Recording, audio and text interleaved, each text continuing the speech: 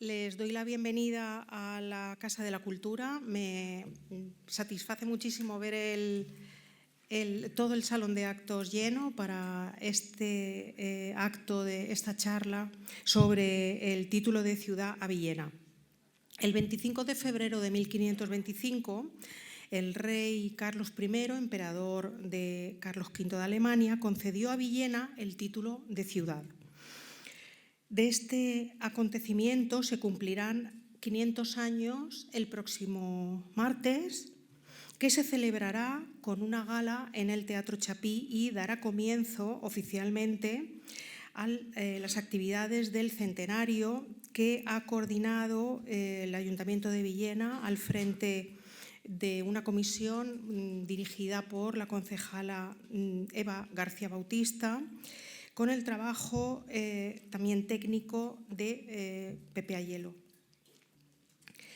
Esta charla es, por tanto, un preámbulo para dar a conocer el contexto en el que se produjo la concesión del título, cómo era la Villena del siglo XVI, de 1525, por qué se concedió el título a Villena y qué supuso para la ciudadanía de la Edad Moderna esta distinción. Para dar la charla contamos con Gabriel Segura Herrero, natural de la vecina Elda, es licenciado en Geografía e Historia por la Universidad de Alicante, se define a sí mismo como historiador por vocación y arqueólogo de profesión. Desde que finalizó sus estudios universitarios hace 35 años, se dedica a la realización de estudios, intervenciones y excavaciones arqueológicas por las provincias de Alicante, Albacete, Murcia, Valencia, Cuenca, etc. Actividad que compagina con una faceta investigadora a nivel local de Elda y comarca de las comarcas del Vinalopó. Varios centenares de intervenciones y direcciones arqueológicas de proyectos, de artículos científicos y colaboraciones en proyectos están a sus espaldas, de los cuales un total de 81 se han desarrollado en nuestro término municipal de Villena. Su implicación con su profesión le llevó, junto a otros compañeros, a fundar primero la sección de arqueología del Colegio Oficial de Doctores y Licenciados de Alicante. Muy importante, Gaby. Como años más tarde, la Asociación de Empresas de Arqueología de la Comunidad Valenciana, que agrupa a la mayor parte de las empresas del sector arqueológico de toda la comunidad y de la cual es presidente en la actualidad. Ha sido director del Museo Histórico de Aspe en el año 2001 y del Museo del Calzado en Elda entre 2014 y 2016. Formó parte del consejo editorial de la revista Canelobre, editada por el Instituto Alicantino de Cultura Juan Gil Albert, entre 2016 y 2019, habiendo coordinado y dirigido el número 68 de esta revista, dedicado al calzado en la provincia de Alicante. Es profesor de la UNED, donde imparte historia en el curso de acceso a mayores de 25 años, así como la historia local en la UNED abierta para mayores de 55 años, en el centro UNED de Elda. Es académico correspondiente de la Academia Valenciana de Genealogía y Heráldica por las comarcas del Vinalopó. La implicación cultural, no solo con Elda, sino con todos los pueblos de la comarca, de los que es amante y buen conocedor, le llevó a incorporarse desde su fundación al Centro de Estudios Locales del Vinalopó, el CEL, Asociación de Estudios Comarcales, en la que ostentó el cargo de presidente entre 2009 y 2022.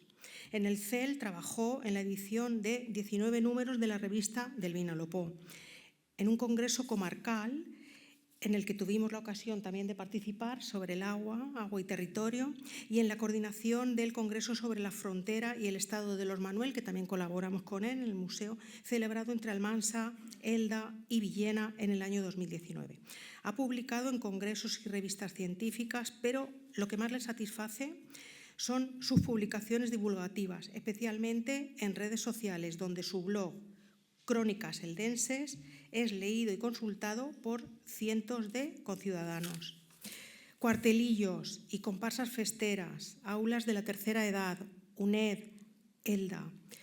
UNED Elda, sede UA de Elda, aulas de colegios e institutos, revistas de fiestas de Elda, Petrer, Sachs o Monóvar han acogido sus charlas, conferencias y trabajos. Aparte de sus publicaciones arqueológicas, ya voy terminando, a nivel histórico cabe destacar sus trabajos, libros y artículos científicos y divulgativos sobre el castillo de Elda, los condes y el condado de Elda, así como otros castillos del Vinalopó, caso del poblamiento antiguo de Petrer en 1995 y el marquesado de la Noguera en 2014, y la coordinación del libro La frontera que une, en el que también participamos nosotros, en el año 2022. Esta vinculación social y cultural con su pueblo y con sus gentes le fue reconocida públicamente por el Ayuntamiento de Elda con su nombramiento en el año 2013 como cronista oficial de la ciudad de Elda, desarrollando una amplia labor de difusión y divulgación de la historia de Elda, tanto mediante nuevas tecnologías como en escritos, charlas y conferencias como esta. Gaby, gracias, tienes la palabra.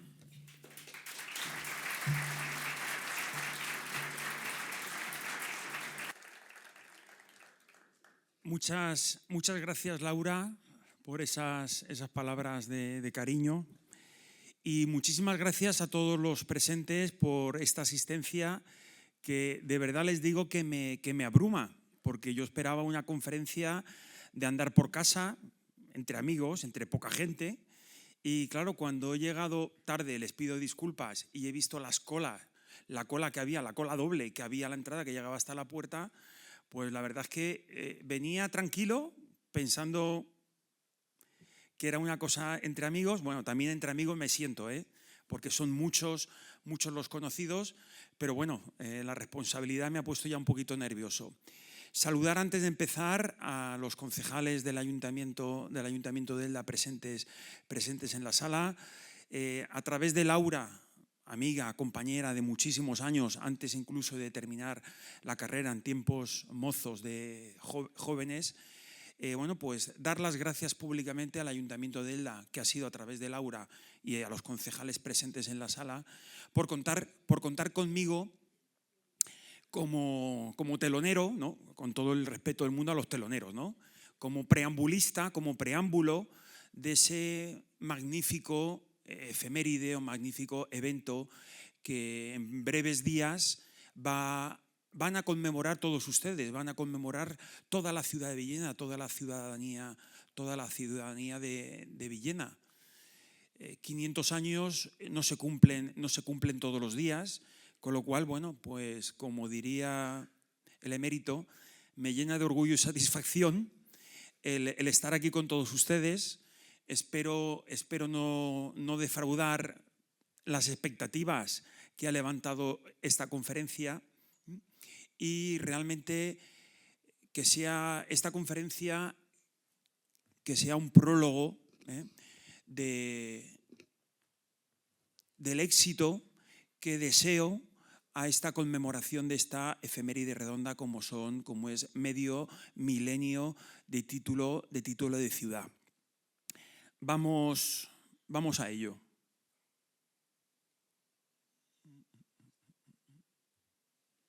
Bueno, lo acabamos de comentar.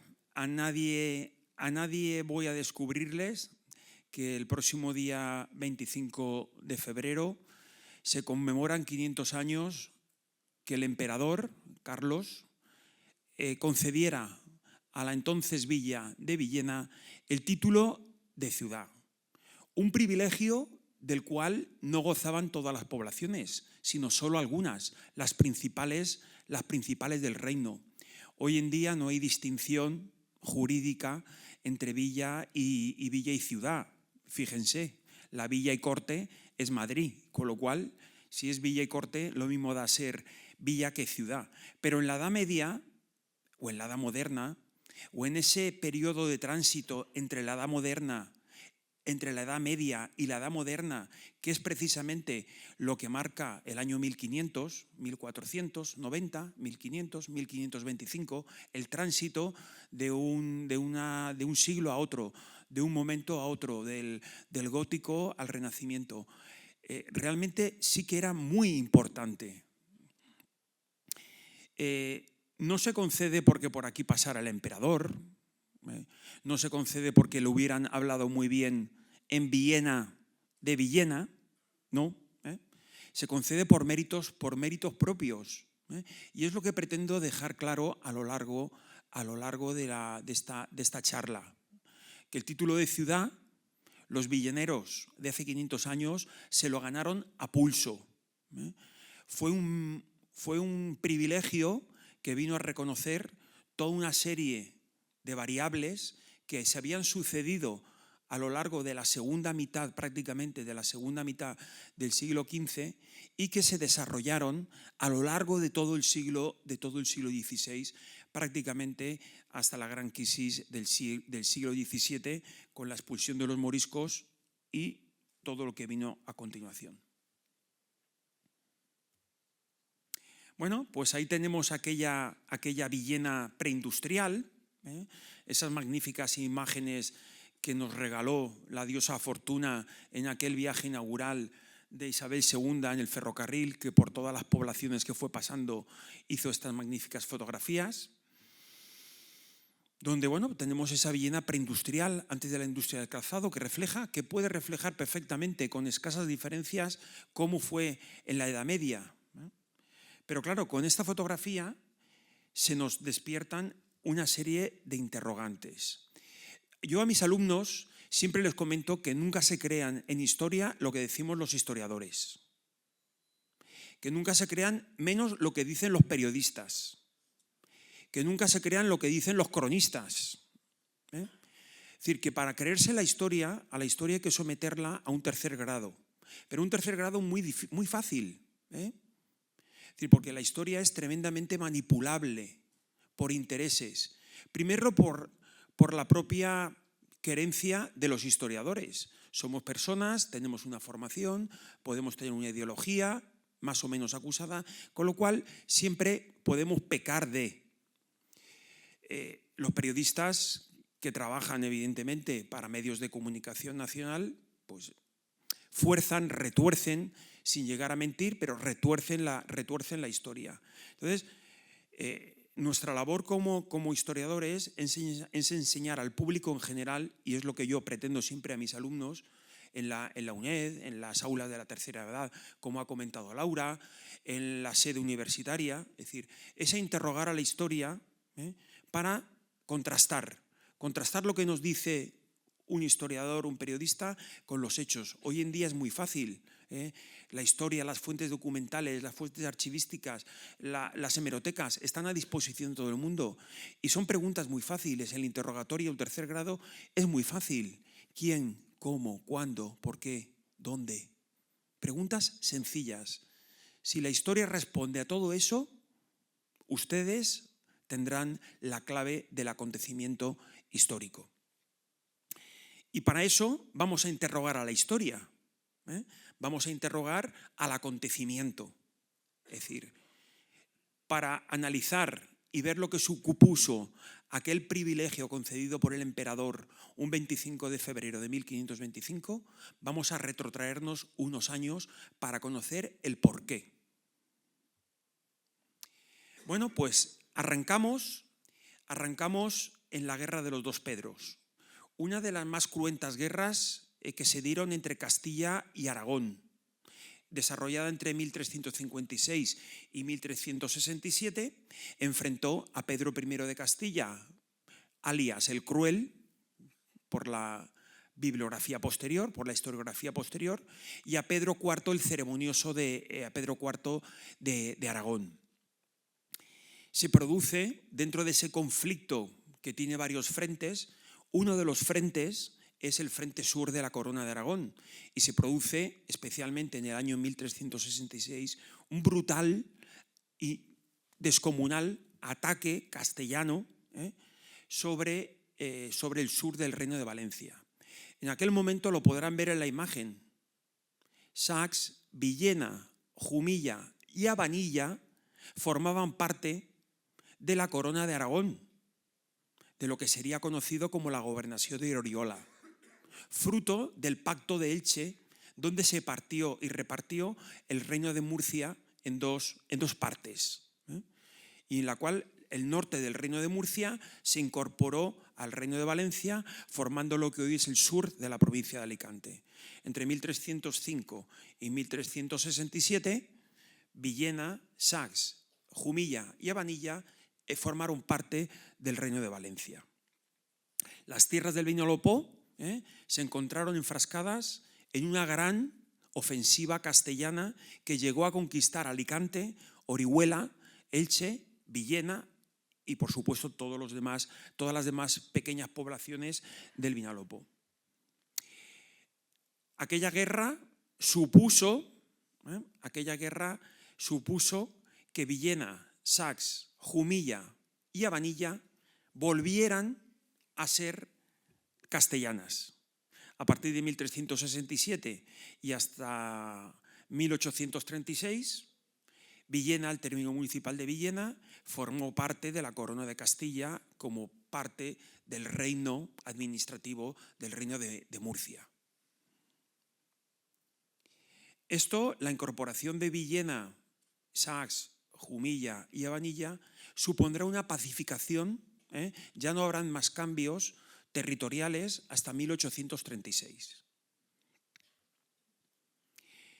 Damos un pequeño salto y en el año 1445 nos encontramos a Juan II de Castilla creando el primer marquesado de España, el marqués de Villena, el marquesado de Villena, en la figura de un poderoso hombre de origen portugués, comendador o maestre, gran maestre de la Orden de Santiago, que es Juan Pacheco Portocarrero, al que sucederá su hijo Diego López Pacheco, primer y segundo marqués de Villena.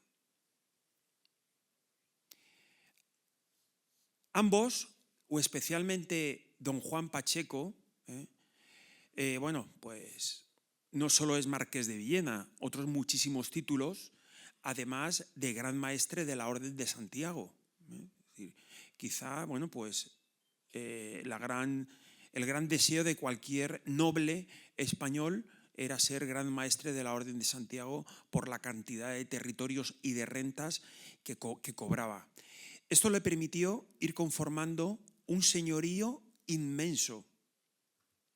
Y aquí lo tienen, el marquesado de Villena, un señorío inmenso que ocupaba la práctica totalidad de la provincia de Albacete, la mitad de la provincia de Cuenca, y mira que son grandes, una buena porción de la provincia de Valencia, porque Requena y Utiel incluso se llegaron a incorporar al marquesado de Villena, y por supuesto Villena y Sacs, que era el último reducto de lo que quedaba del antiguo señorío de los Manuel, del antiguo señorío de Villena, la tierra de los Manuel.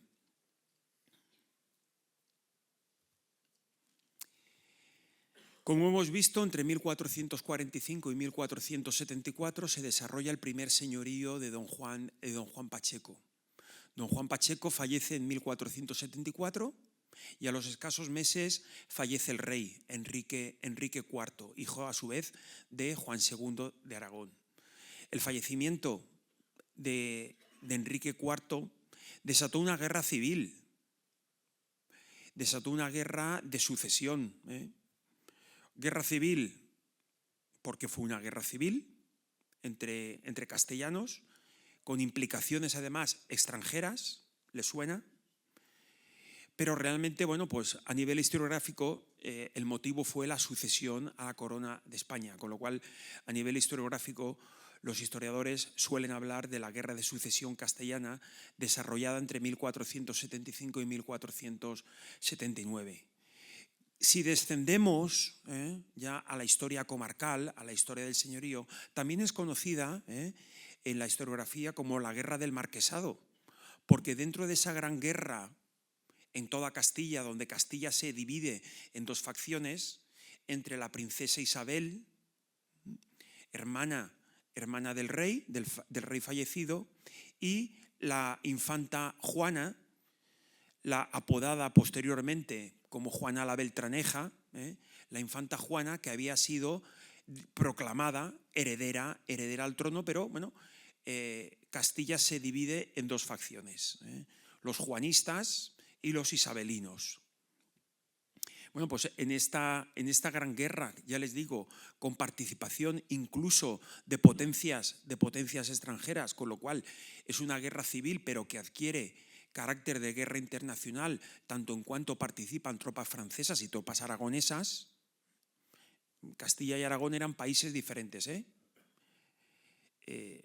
bueno, pues a nivel de marquesado también se declara una guerra interna dentro del marquesado.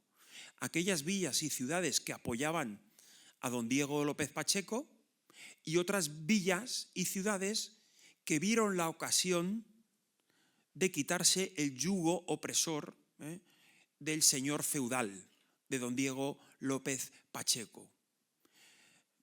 Lo típico, a río revuelto, ganancia de pescadores. Pues estas villas que se sublevaron contra su señor, lo que pretendían era precisamente volver a jurisdicción real para no tener más privilegios, para tener más facilidades en el desarrollo, más libertad de movimiento los concejos, porque el rey pues, gobernaba a través de corregidores que quedaban como muy lejos, mientras que el marqués de Villena estaba más presente. Como todos ustedes saben, quien ganó la guerra fue la princesa Isabel, convertida en reina. La infanta Juana se exilió en Portugal y acabó sus días en un convento de monjas, recluida en un convento de monjas. Y en aquel momento los reyes católicos, Isabel, hablo de los reyes católicos porque Fernando todavía no era rey de Aragón y había apoyado con tropas aragonesas a su mujer, la reina de Castilla. Pues en 1480, a la finalización de la Guerra del Marquesado o de la Guerra de Sucesión a la Corona de Castilla, Isabel toma una decisión muy importante: la incorporación de Villena a la corona, quitándosela al marqués.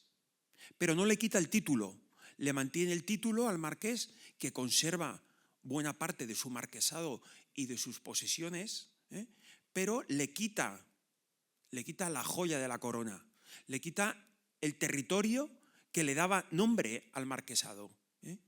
Una forma de humillarlo, no de castigarlo, porque castigarlo también, pero era una forma de humillarlo. Es decir, tenía un título que no tenía una base territorial, solo jurisdiccional.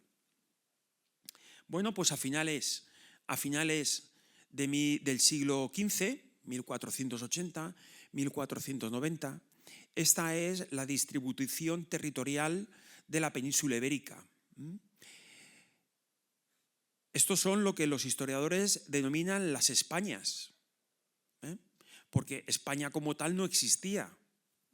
Existía una corona confederada, que era la corona de Aragón, o federada. Existía un reino de Castilla más centralizado, con diversos reinos administrativos. Existía todavía, acuérdense, en 1480, 1490, existe el reino de Granada, el Emirato Nazarí de Granada, Emirato independiente. Existe el reino de Portugal y existe, hasta 1512, existirá el reino de Navarra. Todo es conocido como las Españas, porque todos se consideran españoles, pero sin que exista España. ¿Concepto? Bueno, en ese sentido, y traigo aquí, le he prometido a Laura que iba a ser una conferencia muy didáctica, pero bueno, como toda regla tiene su excepción, Laura, pues hago una única cita bibliográfica, de un artículo muy bueno de Crespo Amat, entre Castilla, la Corona de Aragón y el Mediterráneo, la formación de un mercado transnacional en el Reino de Valencia durante la Baja Edad Media.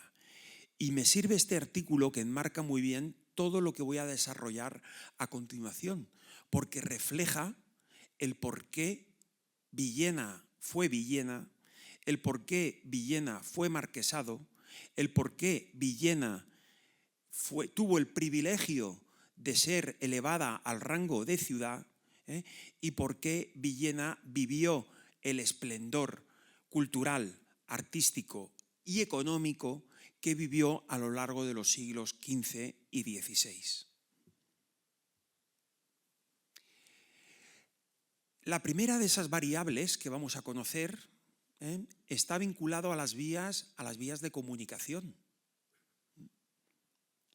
Yo creo que tampoco les voy a descubrir a nadie, ¿no?, que Villena está en una vía de comunicación importantísima. Laura, como arqueóloga, les podría también hablar desde la prehistoria, todos los corredores intramontanos que originan una comunicación norte-sur, este-oeste.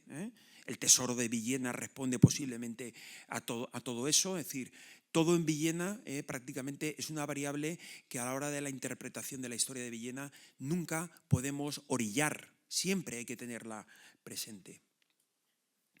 Bueno, pues vía de comunicación, nudo de comunicación. Villena está en la frontera con el Reino de Valencia. No podemos olvidar que el Reino de Valencia vive en el siglo XVI su momento máximo de esplendor. Todas las guerras medievales del siglo XIV, especialmente la Guerra de los Dos Pedros, ocasionan la decadencia de Barcelona como centro comercial de la Corona de Aragón. El centro político, el centro comercial, el centro financiero de la Corona de Aragón, que pasó de Zaragoza a Barcelona en el siglo XIV, se desplaza en el siglo XV a Valencia. Es decir, todo el reino de Valencia sufre un desarrollo económico brutal. Y evidentemente desarrollo económico, desarrollo poblacional, desarrollo cultural, desarrollo urbano, desarrollo demográfico.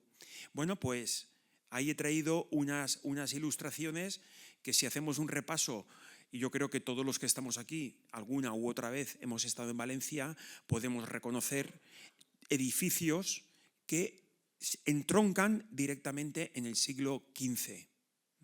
La lonja de la Seda, la lonja de Mercaderes, la antigua bolsa financiera de Valencia, la Torre de los Serranos, las Torres de Quart, gran parte de las murallas de Valencia hoy en día perdidas, pero la última gran reforma fue del siglo XV.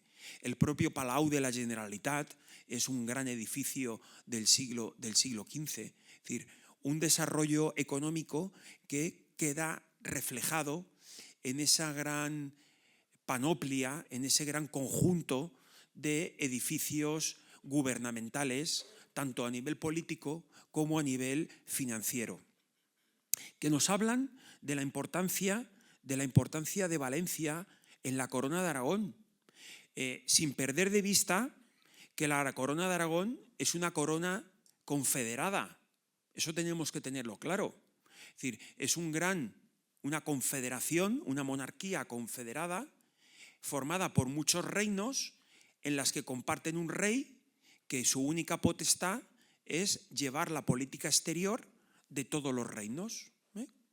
Algo, para que lo vean, como la Unión Europea y la mujer esta, que no me acuerdo cómo se llama. Ursula von der Leyen, ¿no? Es decir, pues que gestiona la política exterior. La Corona de Aragón está formada por el Reino de Aragón, el Principado de Cataluña, el Reino de Valencia, el Reino de Mallorca, Nápoles, el Reino de Nápoles, el Reino de Sicilia y el Reino de Cerdeña, perdón. Es decir, es el gran reino, la gran monarquía del Mediterráneo occidental. Y como monarquía del Mediterráneo occidental, evidentemente es un actor principal en todas las rutas comerciales del Mediterráneo occidental y del Mediterráneo oriental, compitiendo con genoveses, con pisanos y con venecianos. Los comerciantes valencianos, los comerciantes catalanes compiten con estas grandes repúblicas italianas que permiten Todo esto, claro, tengan en cuenta que América todavía no ha sido descubierta, que todas las grandes elementos y grandes o productos o mercancías de alto valor procedentes de Oriente llegan a través del Mediterráneo. Las sedas, oro, plata, pimienta, canela, nuez moscada, todo llega de Oriente y llega precisamente por el Mediterráneo. Con lo cual, quien domina el Mediterráneo domina la economía de Europa, como pueden ver en ese plano, donde se reflejan todas las rutas comerciales que unen el Mediterráneo hasta con el Báltico y el mar del Norte. Pero sin embargo, bueno, me podrán decir, Gabriel, no te pases, que Villena tiene laguna, pero no tiene todavía playa, no tiene puerto. Pero bueno, vamos a ver ahora los puertos secos. Ahí tienen quizá el primer mapa de carreteras de toda España. Es el plano de Villuga de 1546. Si hacemos un zoom a la zona que nos interesa, Peñafiel y Benavente está muy bien, pero nos pilla muy lejos. Bueno, pues aquí tienen situada Villena en el plano de Villuga. Está en las rutas, como les he comentado, en esa ruta norte-sur y en esa ruta oeste-este, que permite la comunicación primero en esa gran ruta norte-sur, que es una ruta transnacional que comunica directamente Cataluña, Barcelona, a través de Valencia, de Murcia, con Granada. Y otra ruta este-oeste, oeste-este, que permite comunicar las grandes capitales castellanas. América todavía no se ha descubierto en la Edad Media, las grandes capitales castellanas con el Mediterráneo a través de Alicante. Villena era Castilla desde 1367, lo hemos visto antes. Alicante es Reino de Aragón, dos países diferentes, con frontera por en medio. Pero realmente el puerto de Castilla siempre ha sido Alicante, aunque Cartagena también era castellana, era murciana, pero la dificultad para sortear el puerto de la cadena que comunica Murcia con Cartagena no se resuelve hasta la Ilustración, hasta el despotismo ilustrado, cuando se abre el puerto de la cadena a el tránsito de carruajes. Bueno, pues aquí en un mapa actual, para que nos situemos mejor, vemos cómo Villena está en ese punto clave de comunicación de Chinchilla, de la gran ciudad de Chinchilla, capital de La Mancha, con Corralrubio, con Montealegre, de Montealegre a Yecla y de Yecla a Villena. Recuerden que el camino o la carretera nacional o la autovía, la carretera nacional, la carretera general, como la queramos llamar, que comunica Villena con Almansa, no se abre hasta muy, muy tarde, hasta principios del siglo XVIII. La comunicación de Villena con Castilla es a través de Yecla o de Caudete hacia Montealegre. Y de Montealegre ya Corralrubio, Pétrola, Chinchilla y ya para adentro. También ven la comunicación con Valencia a través de Játiva, de Játiva a Albaida a Onteniente, por la Val de Benejama, directamente comunicaba con Villena, de Villena bajaba por el Vinalopó y comunicaba con Alicante y con Murcia. Bueno, pues vamos a hacer ahora un pequeño detalle. Ahí lo tienen, ese reflejo de esa vía de comunicación que permitía, a través de esa conexión con Yecla, comunicar el interior castellano con la costa, faltando esa comunicación directa con Almansa o con la Fuente de la Figuera, como tenemos ahora la comunicación con la autovía. Y quédense con este mapa porque lo retomaremos más tarde para explicar algo muy del ADN de Villena desde la Edad Media. Es lo que les comentaba, es decir, esa vía que comunica Villena con la vía que comunicaba Caudete con la Fuente de la Figuera, estará el dominio de ese territorio, es lo que estará detrás del famoso pleito de los Alorines y de esa disputa territorial o de ese irredentismo alucinante todavía que hay en la población vecina de Caudete por aquel pleito de los Alorines. En los Alorines confluyen los intereses de tres grandes villas, Onteniente, Caudete y Villena. Y es un interés, evidentemente, económico, porque es más tierra que explotar, pero es un interés estratégico en cuanto forma parte de una política geoestratégica de acceder a una vía de comunicación que, como la pueden ver, comunica Valencia directamente con Yecla, con Murcia y con Granada.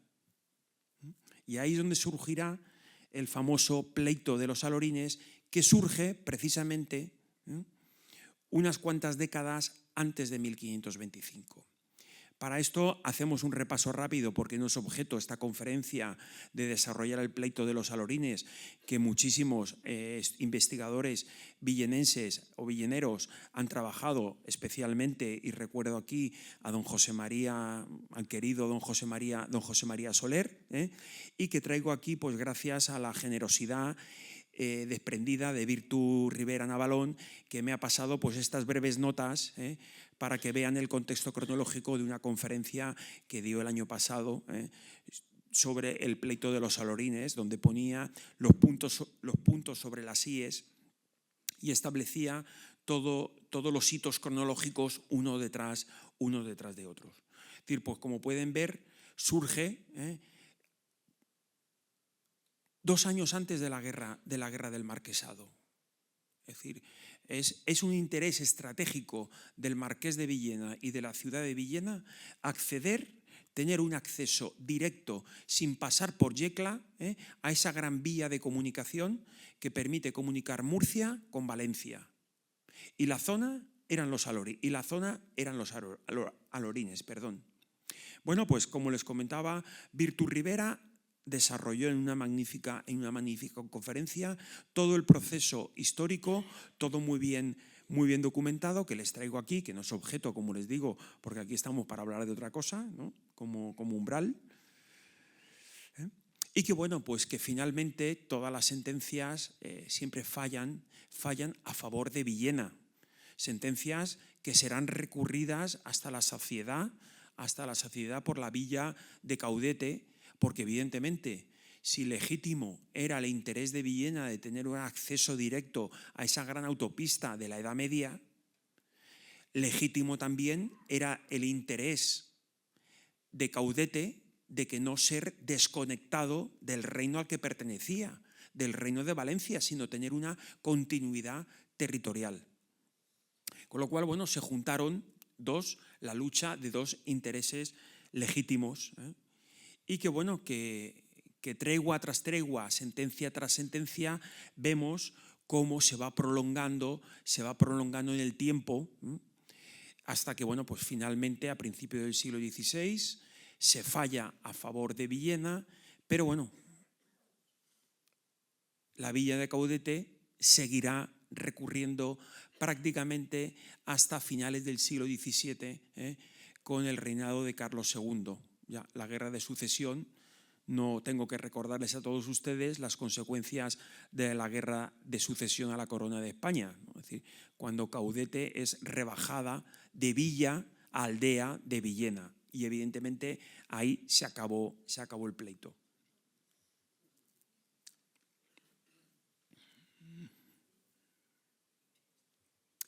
Bueno, pues ahí tenemos el término de las vías de comunicación, los alorines, el acceso que consigue Villena a la vía de comunicación, a esa gran autopista de la comunicación internacional, porque son países diferentes, estamos hablando, es una gran vía transnacional. Y en el siglo XVII, como les comentaba, se producirá la conexión con Almansa, siendo el origen o el germen de la carretera o de la autovía actual, evitando tener que desplazarse a Yecla, a Caudete y pasar por Corralrubio o por Pétrola, ¿no? Directamente se accede a Villena y desde Villena se deja caer a Chinchilla. Hemos comentado que Villena está en la frontera con el Reino de Valencia. Es obvio, desde 1836 Villena está integrada en la provincia de Alicante, en la comunidad valenciana, que responde al antiguo Reino de Valencia. Pero ¿qué pasaba en aquel momento, en aquel contexto del cambio de era, del cambio de siglo entre el siglo XV y en el XVI? ¿Qué pasaba o qué había pasado hacía escasos 2 años antes de que el emperador le concediera el privilegio de ciudad a la villa de Villena? Pues que el Reino de Valencia se había visto envuelto en una sublevación con tintes de guerra civil. Fíjense cuánta guerra civil, que los españoles es que somos muy dados a la guerra civil, a pelearnos entre nosotros mismos. Bueno, pues es al igual que sucede con la llegada del emperador en Castilla, con la guerra de las comunidades, en el Reino de Valencia tendrá sus ramificaciones al Reino de Mallorca y también a Cataluña.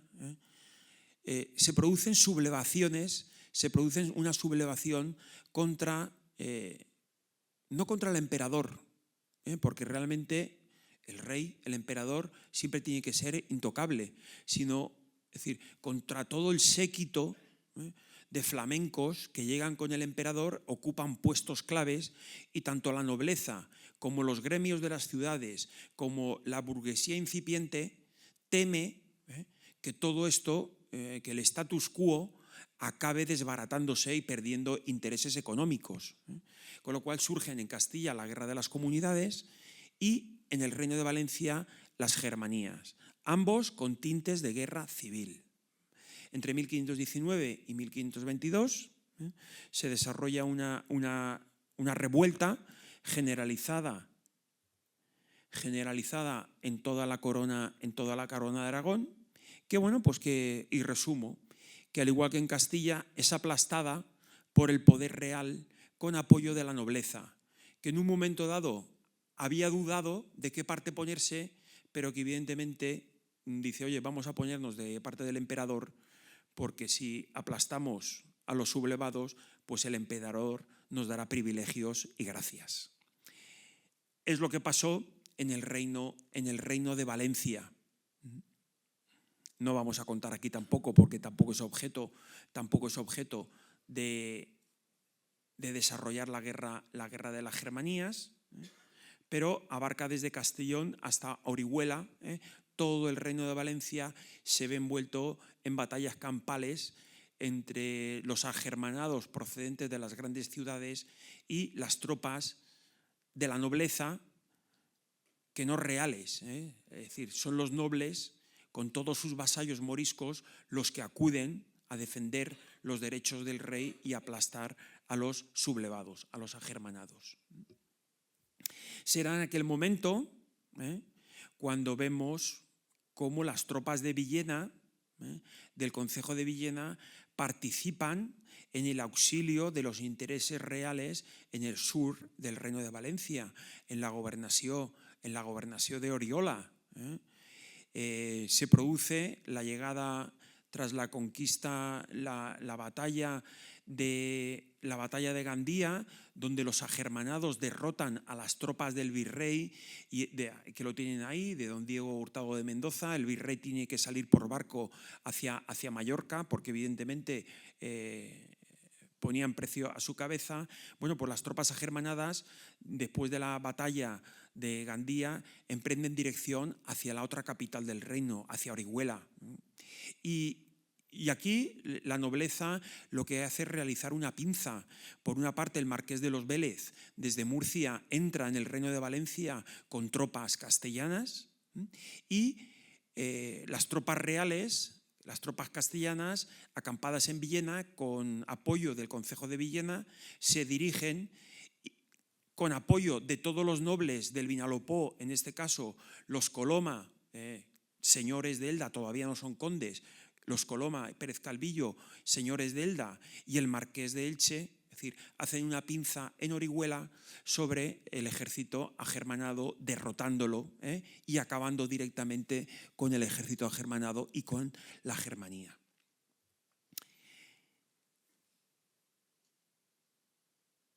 Villena participa en la derrota de los agermanados. Villena se posiciona una vez más a favor del poder real. Ya se posicionó a favor de la pretendiente o de la reina Isabel, y ahora se posiciona a favor del emperador. Recuérdenlo. Pero ¿qué es lo que pasa, aparte de la guerra, qué es lo que pasa al otro lado de la frontera? Hemos dicho que Villena está en la frontera. Hoy en día sigue en la frontera, pero al otro lado de la frontera, en esta parte de la frontera. Desde 1836, Villena y Sax se incorporaron a la provincia de Alicante. Antes Villena estaba en el otro lado. Pero en 1525, ¿qué es lo que hay al otro lado de la frontera? Pues al otro lado de la frontera nos encontramos la gobernación de Orihuela. Una gobernación que es parte, hoy sería el sur de la provincia de Alicante, desde Gijona hasta Pilar de la Horadada, con importantes núcleos de realengo, Alicante, Orihuela, pero con importantísimos núcleos de señorío nobiliario, especialmente en el Vinalopó. El gran marquesado de Elche, creado también por Isabel la Católica Agutírre de Cárdenas, y luego toda una serie de pequeños señoríos, de pequeños estados de tapón, como son la baronía de Novelda, la baronía de Monóvar, de los Massa de Lisana, o el señorío o la baronía de Elda, todavía no era condado. La baronía de Elda, recientemente comprada por una familia de origen aragonés, los Coloma Pérez Calvillo. ¿Cuál era la característica de estos territorios al otro lado de la frontera? Pues que eran de las más importantes aljamas mudéjares de todo el reino de Valencia. Tendemos a pensar que las aljamas mudéjares, o luego serían las comunidades moriscas, hay que recordar que también en 1525 es cuando se produce el bautizo forzado de todas estas comunidades. Hasta 1525, en todas las poblaciones del Vinalopó, las comunidades se rigen por la suna y la saria, por las leyes coránicas. Tienen sus mezquitas, hablan árabe, visten como los árabes, sin ningún tipo de problema, porque están protegidos por el rey. Entonces, al otro lado de la frontera, en 1525, tenemos importantísimas comunidades moriscas, mudéjares, mejor dicho, no moriscas, todavía no han sido bautizados. Y son importantísimas no solo por el número de población, porque tendemos a pensar que las comunidades moriscas son como los despoblados moriscos, estos que hay por la Val de Ebo, por Pego, por la Val de Laguar, por Les Llobades, es decir, pequeños caseríos. No. El Vinalopó es todo lo contrario. En el Vinalopó, lo que hoy en día es medio y bajo Vinalopó, son grandes comunidades, aljamas de 2.000 y 3.000 personas. Hoy en día me podéis decir, Gabriel, ¿de qué vas? ¿No? Villena tiene 30.000, 2.000 o 3.000, eso es la encina, o es... No, en la Edad Media y en la Edad Moderna, 2.000, 3.000 personas es muchísima población. Pero son importantes no solo por la población. La población es un indicativo de lo que hay detrás. Y ahí le traigo a los moriscos alicantinos, a los moriscos de Elda, de Pedrer, de Monóvar, de Novelda, de Aspe, que fueron retratados por Pere Omig en la expulsión del año 1609. Así vestían los vecinos de Villena, los vecinos del otro lado de Villena. Ese era el atuendo morisco de los alicantinos. Y les digo que eran importantes no solo por el número de población, sino por la riqueza económica que generaban. El cultivo de la vid era importantísimo, pero no para hacer vino. Sabe que los musulmanes, por prescripción coránica, tienen prohibido el consumo de vino. Bueno, en la intimidad, como algún presidente del gobierno, en la intimidad bebían vino, porque también los musulmanes también son pecadores. Los pecadores no solo somos los cristianos, los musulmanes, los judíos, todos pecamos. Es consustancial a la naturaleza humana. Entonces, el cultivo de vid es de uva moscatel, que es la uva de la zona, uva cargadísima de azúcares, que con los calores de aquí están cargados de azúcares y que lo que permite es la producción de pasas. La producción de uva pasa era el gran cultivo de todo el Vinalopó. Tienen que recordar que en la Edad Media la caña de azúcar todavía no se ha extendido, no se ha descubierto América, no se ha extendido por los dominios de las Indias, con lo cual el elemento que aportaba el azúcar a toda la repostería era la pasa. Es decir, la pasa es importantísima para Castilla. Es decir, toda la producción de pasa del Vinalopó se exporta a través de Villena y de Yecla, que tenía puerto seco, se exporta a Castilla. Junto con la pasa, la cabaña mular, los mulos. Los mulos, hoy en día, bueno, pues vemos en las redes sociales una granja de burricos allí que están a punto de la extinción, algún mulo, mucha yeguada, porque hoy en día, bueno, pues hay mucha yeguada. Recuerden que en la Edad Media o en la Edad Moderna el poseer un caballo es un privilegio de una clase social, los caballeros. La gente común no tiene caballos, tiene mulas, tiene burros, tiene machos, asnos, como lo queramos llamar, pero no tiene caballos, porque el tener un caballo es un privilegio de la baja nobleza no titulada, los caballeros.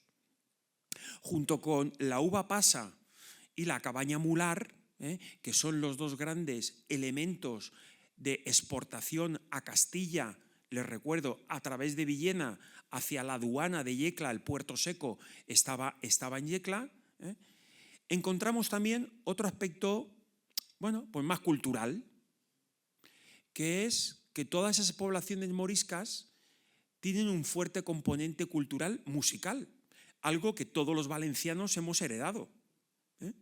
Y si repasamos las referencias documentales, las noticias de archivos, de Yecla, de Villena, de Almansa, de Chinchilla, es decir, vemos a grupos de juglares o músicos procedentes de Onteniente, de Albaida, de Elda, de Novelda, de Elche, moviéndose por toda la zona de la frontera.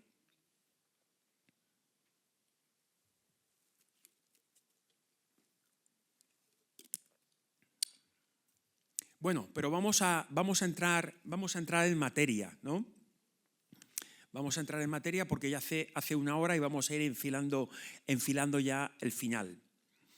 Villena, ciudad titulada.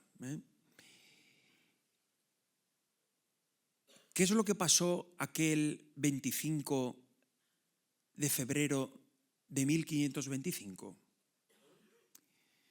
Bueno, si me permiten ustedes y me permite el emperador, que en paz descanse en el monasterio del Escorial, voy a ponerle voz al emperador. Porque es cosa convenible e justa que los reyes e príncipes fagan mercedes e noblezcan sus villas y vasallos, que con lealtad los sirvan, para que a ejemplo de ello otros se esfuercen y animen a hacer lo mismo.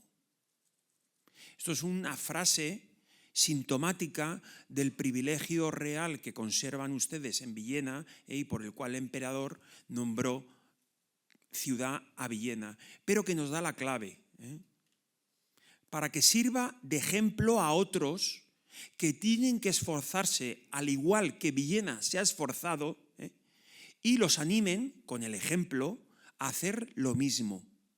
Hay otra frase en el privilegio muy buena, muy suculenta. Porque de la lealtad e fidelidad que la dicha villa de Villena ha tenido siempre y tiene a nuestra corona real, haya y quede memoria, por razón de ello sea más ennoblecida por la presente, la intitulamos y en nuestra merced e voluntad que agora y de aquí adelante para siempre jamás se intitule y llame ciudad. Es decir, el emperador está reconociendo, como desarrolla el documento, todos los servicios prestados por el Concejo de Villena a la corona. A la corona, recuerden, a la reina Isabel y a su nieto, el emperador. Y por supuesto, evidentemente, a la reina Juana, que recuerden, la reina Juana es reina titular o correina titular junto a su hijo hasta que muere en el año 1555. Bueno, pues como les comentaba, en este privilegio se le concede el título de ciudad por la ayuda prestada por el Concejo de Villena a los reyes católicos, acuérdense, en lo que hemos visto al principio, en la guerra de sucesión, en la guerra del marquesado, donde Villena se subleva contra su señor, contra el marqués de Villena, a favor de la reina Isabel, de una de las pretendientes. Villena participará también apoyando la conquista del reino de Granada. Y Villena, también lo hemos visto, ayuda a la corona a sofocar la sublevación agermanada en el vecino reino de Valencia. En reconocimiento de todos esos méritos, en reconocimiento de ese esfuerzo económico, porque detrás de todo esto subyace un esfuerzo económico del concejo pagando armas, pagando caballos, pagando munición, pagando salarios, en reconocimiento de todo eso, y para que sea ejemplo, el emperador reconoce a Villena, la eleva de rango urbano, de villa a ciudad. Y bueno, pues aquí tienen la copia, ¿no? Pues que se conserva en el archivo municipal, que lo pueden consultar con el magnífico archivero que tienen, con el amigo Paco. Aquí está el privilegio, ¿vale? Pero ¿qué otras ciudades habían alrededor? Porque siempre lo que no explica el texto lo tiene que explicar el contexto. Y el contexto muchas veces, o casi siempre, por no decir siempre, el contexto es importantísimo en los hechos históricos. Una guerra no surge porque un día el rey de tal sitio dice: hoy, ¿con qué rey me toca pelearme? ¿Con el rey de al lado? Y me peleo. No. Las guerras, los conflictos, las discusiones, los litigios siempre surgen porque hay unos antecedentes, hay un contexto que es el que hay que conocer. Bueno, aquí les traigo el plano que hemos visto antes, de esa red de vías de comunicación del siglo XV, del siglo XVI, puesta sobre un plano actual, pues para que nos situemos más fácil, con dos grandes ciudades indiscutibles, las capitales regionales del momento: Valencia, Capicasal, capital del Reino de Valencia, y Murcia, capital del Reino Castellano, de Murcia. La primera de las grandes ciudades a nivel regional, que tendrá el título de ciudad concedido en este caso por el rey de Aragón, será Xàtiva en 1347. En 1422, en respuesta a un lado de la frontera, porque la frontera es como la red que separa una mesa de ping-pong o una cancha de tenis. Lo que pasa a un lado de la frontera rápidamente es replicado al otro lado de la frontera y viceversa. Pues el nombramiento de Xàtiva en 1347 como ciudad es seguida por el nombramiento unos años más tarde de Chinchilla en 1422 como ciudad castellana. En 1437, respondiendo a Chinchilla, Orihuela es elevada al rango de ciudad, tanto en cuanto era la capital de la gobernación del reino, de la gobernación de Orihuela, del sur del Reino de Valencia. En 1492, años más tarde, el puerto de Alicante, ese Reino de Valencia que ha explotado comercialmente en el siglo XV, favorece no solo al puerto de Valencia, sino también favorece a Gandía, favorece a Denia, y especialmente Alicante, que se convierte en el gran puerto del sur del Reino de Valencia. Será ennoblecido por Fernando el Católico, elevándola de villa a ciudad.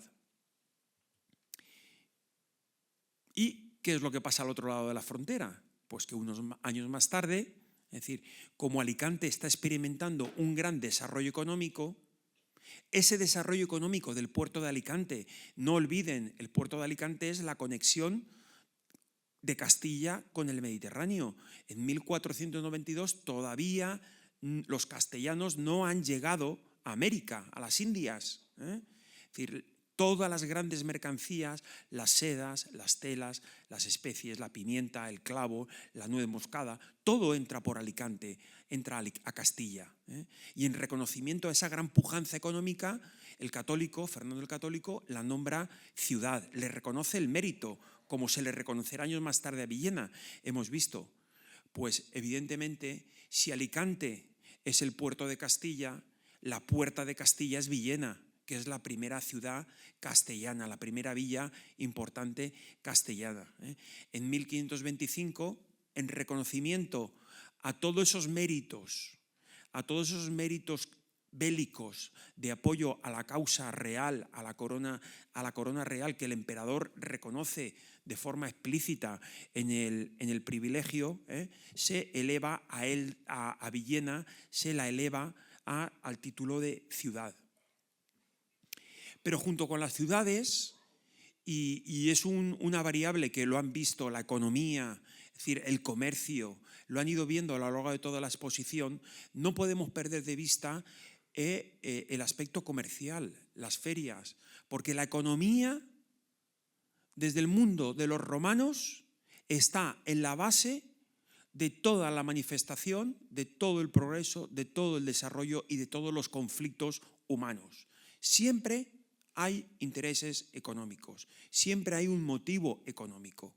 Y no podemos perder de vista que las ferias siempre las ciudades van asociadas al privilegio de celebrar eventos comerciales. Bien menores, que son los mercados, una vez a la semana, o bien mayores, las ferias, que es el gran evento anual y que tiene frente al evento el menor, el mercado, que tiene un ámbito local, la feria siempre tiene un ámbito comarcal o incluso regional.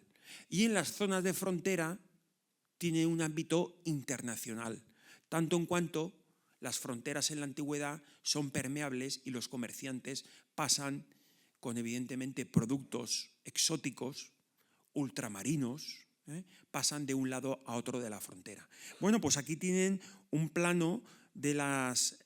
no se ve muy bien porque hay muchos puntitos y muchísimos ríos. De toda la gran cantidad de ferias que hay en la corona de Castilla. Vamos a centrarnos en nuestro entorno regional más próximo, que tiene ahí a Villena. Fíjense las ciudades, las ciudades y villas que tuvieron a finales del siglo XV, que tienen ferias, que tienen el privilegio de celebrar una feria. Las poblaciones no pueden, si no tienen privilegio real, no pueden celebrar ni mercado ni feria.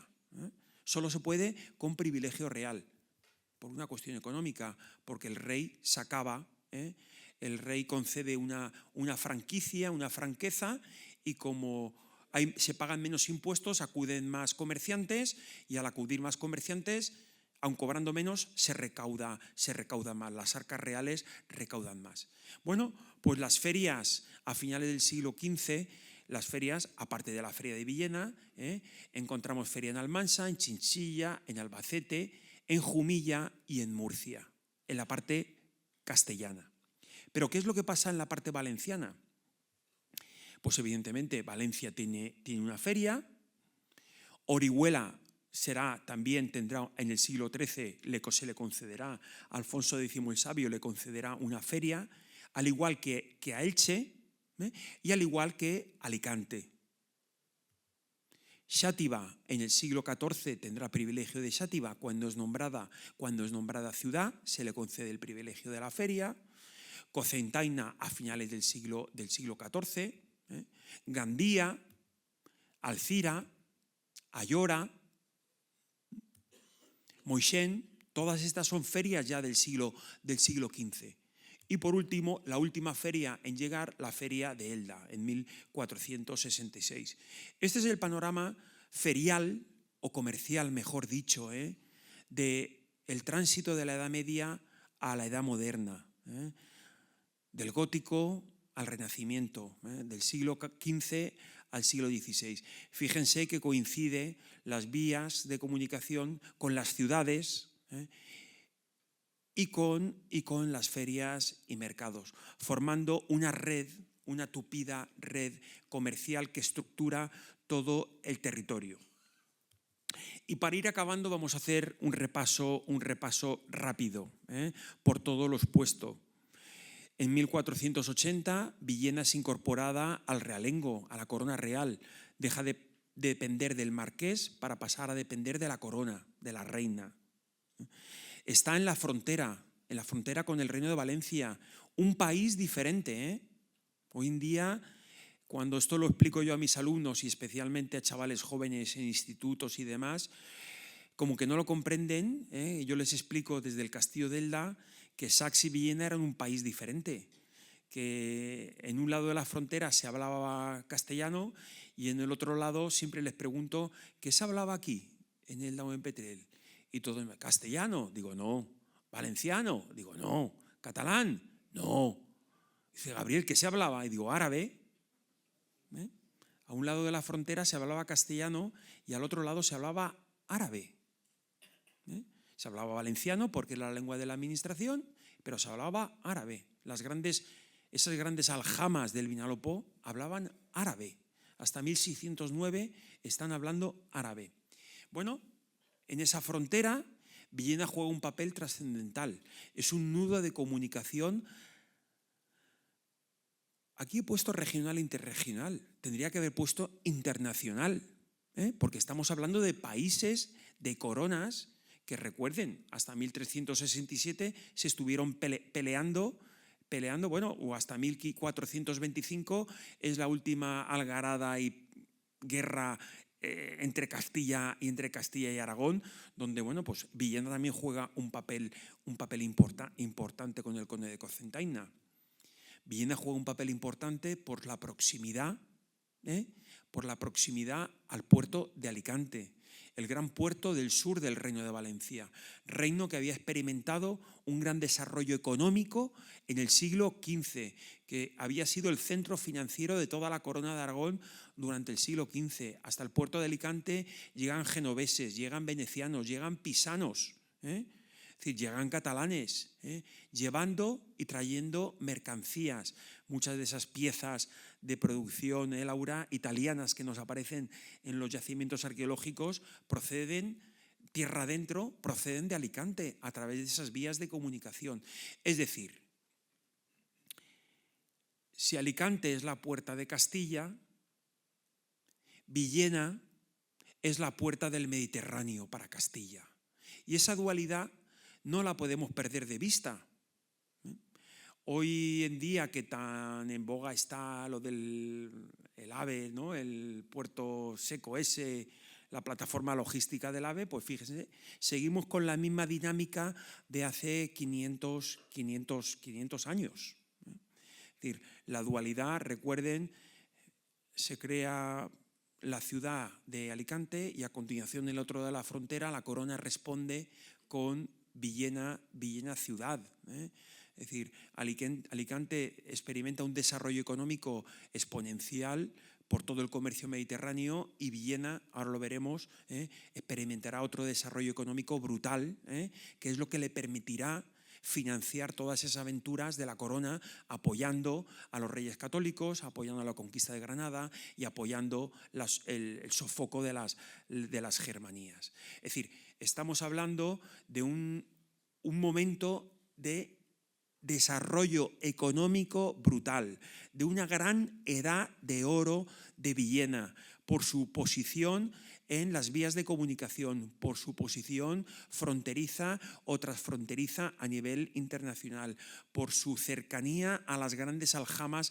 mudéjares del Viñalopó que exportan y hacen grandes fortunas mudéjares, moriscas, con la uva pasa hacia Castilla y con el ganado mular.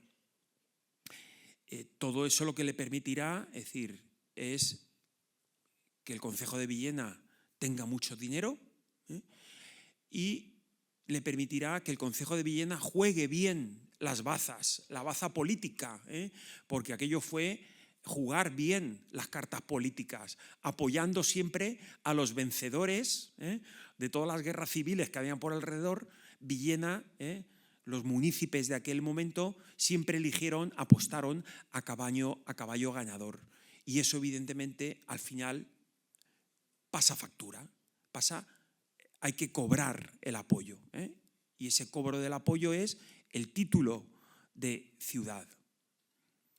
El título de ciudad vino a potenciar lo que ya desde 1480 se había ido produciendo, que Villena se convirtiera en un polo consolidado de desarrollo económico y cultural del sur del Reino de Valencia y del norte del Reino castellano de Murcia, convirtiéndose en la puerta de Castilla al Mediterráneo.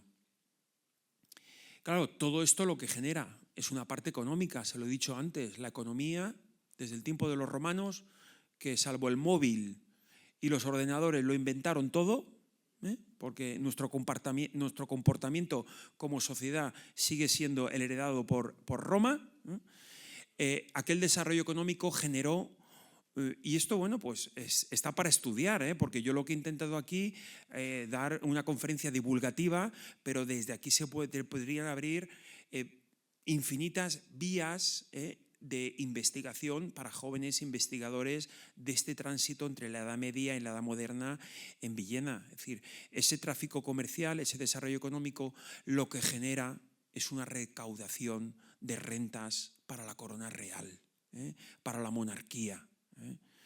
La monarquía, como saben ustedes, o bueno, si no, pues a quien no lo sepa, recauda de las transacciones comerciales, especialmente de los impuestos al consumo y a las mercancías, el almojarifazgo en las zonas de frontera, la alcábala en todas las transacciones, la alcábala y la sisa en todas las transacciones comerciales que se producen. Es decir, vamos, Almojarifazgo, Alcábala y Sisa son el IVA actual.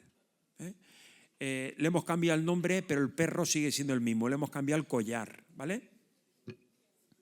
Bueno, pues todo este desarrollo económico, esta apuesta del concejo, de los regidores de la ciudad de Villena desde 1474, cuando se levantan contra el marqués y apuestan por la princesa Isabel como legítima reina de Castilla, todo esto tiene unas consecuencias muy beneficiosas para la ciudad de Villena. No acaban, se ven reflejadas en el título, repito, pero hoy en día aquella apuesta, aquel desarrollo económico ha llegado a nosotros en forma de patrimonio. Bueno, a ver, ha llegado a nosotros en forma de documentación que guarda el amigo Paco celosamente en el Archivo Municipal de Villena, afortunadamente uno de los mejores archivos de toda la zona, con privilegios reales, privilegios rodados. Ya quisiera yo en mi pueblo tener la riqueza, Paco, de lo que tenéis en Villena, porque ahora que hay algún eldense por aquí que ha venido de Elda es un desastre, pero bueno. Lo digo aquí porque como no me escucha ningún concejal ni el alcalde, ni mi amigo el alcalde de Elda, pues lo digo aquí, ¿vale? Bueno, pues todo eso, toda esa información que ha llegado en forma de archivos también ha llegado a nuestros días en forma de patrimonio, del patrimonio cultural, del patrimonio monumental, que yo creo que si nos sentimos orgullosos los que no somos de Villena, ustedes que son de Villena, pues evidentemente son señas de identidad de Villena.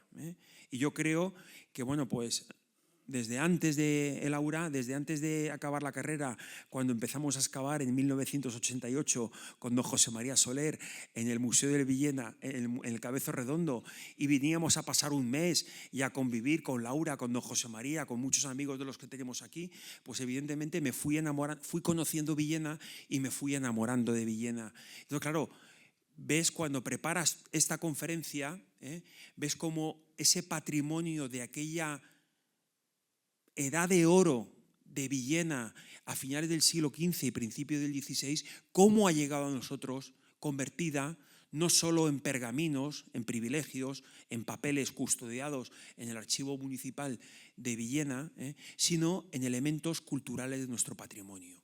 El primero, y por orden de antigüedad, el castillo de la Atalaya, es decir, castillo reformado, sufre una gran reforma por Juan Pacheco, por el primer marqués de Villena, que reforma además, tenía tantísimo dinero, que reforma Almansa, reforma Sax, reforma Villena, reforma Belmonte, Alarcón, Jarafuel, García Muñoz. Bueno, es decir, tenía muchísimo dinero. Es decir, y como a todos les ponía la placa de queda inaugurado este pantano, es decir, que era su escudo, pues todos sabemos las obras que fue haciendo don Juan Pacheco a lo largo de esos 30 años de señorío.